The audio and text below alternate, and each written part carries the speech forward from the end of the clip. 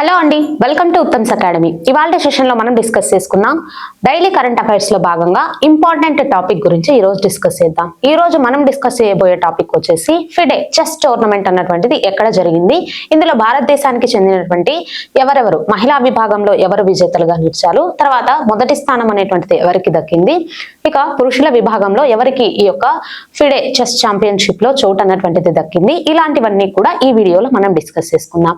అయితే దానికి సంబంధించి ఇక్కడ చూడండి, ఫిడే ప్రపంచ ర్యాపిడ్ ఛాంపియన్షిప్ 2025 అన్నటువంటిది ఎక్కడ జరిగింది అనేసి మనం చూసుకుంటే కనుక దోహా, ఖతార్ లో ఉన్నటువంటి ఈ యొక్క దోహాలో ఈ ఫిడే ప్రపంచ ర్యాపిడ్ ఛాంపియన్షిప్ అన్నటువంటిది జరిగిందనమాట. మరి ఇందులో వచ్చేసి ఈ FIDE world rapid championship tournament 2025 లో ఓపెన్ విభాగంలో మనకి అర్జున్ ఇరగేసి గారికి కాంస్య పథకం అనేటువంటిది దక్కింది.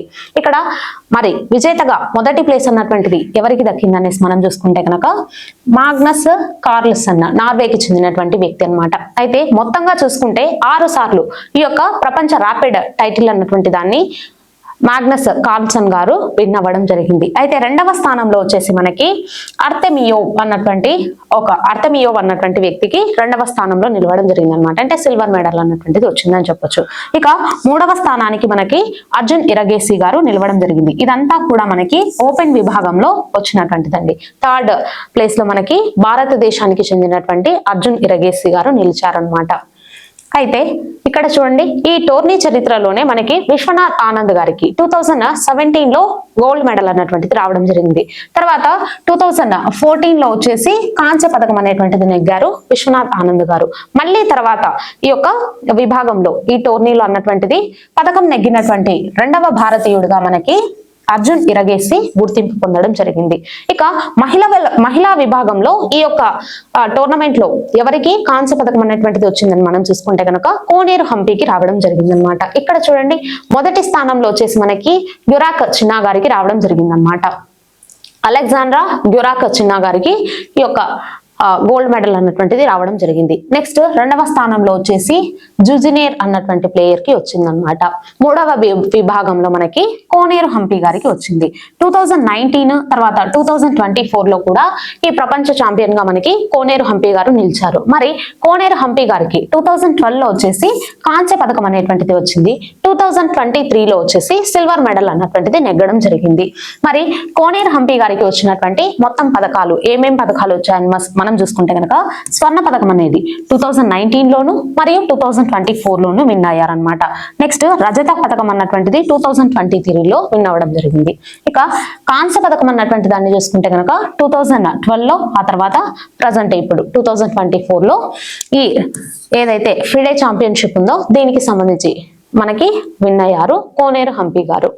ఇక నెక్స్ట్ ఆర్టికల్ అన్నటువంటిది చూడండి, 52 ఉపగ్రహాలను ఒకటేసారి మనకి రష్యా అన్నటువంటిది ప్రయోగించడం జరిగిందనమాట.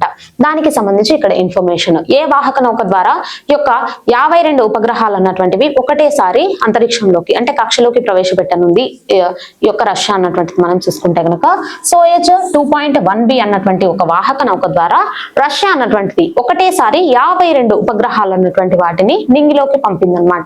అయితే ఇక్కడ చూడండి, ఓస్టోక్ని స్పేస్ పోర్ట్ నుండి ఈ యొక్క ప్రయోగం అన్నటువంటిది చేపట్టిందనమాట. జాతీయ అంతరిక్ష పరిశోధనా సంస్థ రాస్ కాస్మోస్ అనేది చెప్తాము. మనకి ఇస్రో ఎలాగైతే ఉందో అలాగే అక్కడ రాస్ కాస్మోస్ అన్నటువంటిది ఉంటుందన్నమాట. జాతీయ అంతరిక్ష పరిశోధనా సంస్థగా చెప్తాము. దాని నుండి మనకి ఈ యొక్క ఇన్ఫర్మేషన్ అనేటువంటిది ఇవ్వడం జరిగిందనమాట. మరి ఈ 52 ఉపగ్రహాలలో మనం చూసుకుంటే కనుక 3 ఉపగ్రహాలు అనేటువంటివి ఇరానియన్ స్పేస్ క్రాఫ్ట్ కి చెందినటువంటివి, ఇరాన్ కి చెందినటువంటి 3 స్పేస్ క్రాఫ్ట్స్ ని కూడా ఇందులో పంపించడం జరిగిందనమాట. మనం రీసెంట్ గా చూసుకుంటే కనుక ఇస్రో అన్నటువంటిది మొత్తము 6100 kgs బరువు కలిగినటువంటి ఒక ఉపగ్రహం అనేటువంటిది ప్రయోగించింది అనమాట. ఏ వాహక నౌక ద్వారా ప్రయోగించింది? బ్లూబర్డ్ అన్నటువంటి ఈ యొక్క ఉపగ్రహం అన్నటువంటి దాన్ని LVM3 Mark 6 అన్నటువంటి ఈ యొక్క వాహక నౌక ద్వారా ఇస్రో అన్నటువంటిది ప్రయోగించి రీసెంట్ న్యూస్ లో మనకు ఉందన్నమాట. దానికి ఇలా లింకప్ చేసుకుంటూ చదువుకోండి సరిపోతుంది. అంటే మనకి ముందు ఏం జరిగాయి, తర్వాత ఏమన్నా ఇలాంటివి రిలేటెడ్ గా ఉన్నాయా అన్నటువంటిది ఒకసారి రివిజన్ లాగా చూసుకోండి. సరే, ఓకే అండి, ఇది ఇవాల్టి topic. Thank you for watching.